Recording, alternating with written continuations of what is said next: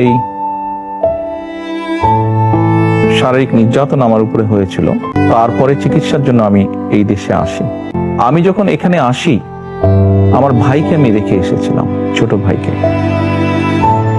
আমি যখন এই দেশে আসি, আমার সুস্থ মাকে আমি রেখে এসেছি। একটি ঘর রেখে এসেছিলাম, যেই ঘরে আমি এবং আমার ছোট ভাই বড় হয়েছে, যেই ঘরে আমার বাবার স্মৃতি ছিল, যেই ঘরে আমাদের দুই ভাইয়ের সন্তানরা জন্মগ্রহণ করেছিল, যেই ঘরে আমার মায়ের বহু স্মৃতি ছিল, সেই স্মৃতিগুলোকে ভেঙে চুরে ধুলায় মিশিয়ে দাও। যে ভাইকে আমি রেখে এসেছিলাম, সেই ভাই এখন আর নেই।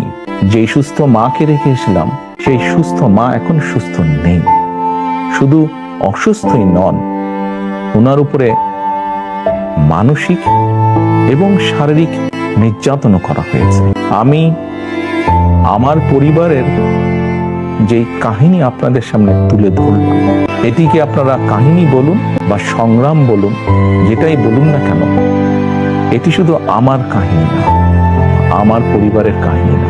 এরকম কাহিনী বাংলাদেশের শত না, হাজার হাজার বা যেই পরিবারের বাবা, যেই পরিবারের ভাই, যে পরিবারের স্বামী, তার ঘর বাড়ি ধ্বংস করে দেওয়া হয়েছে, হ্যান্ডকাফ করা অবস্থায় হাসপাতালের বারান্দায় মারা গিয়েছে, তা না হলে হ্যান্ডকাফ করা অবস্থায় জেলের ভিতরে মারা গিয়েছে, সহায় সম্পত্তি ধ্বংস করে দেওয়া হয়েছে।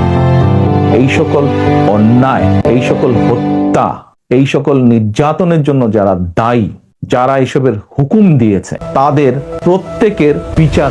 এটি প্রতিশোধের কোনো বিষয়, এটি ন্যায়ের কথা, এটি আইনের কথা। অন্যায় হলে তার বিচার হতে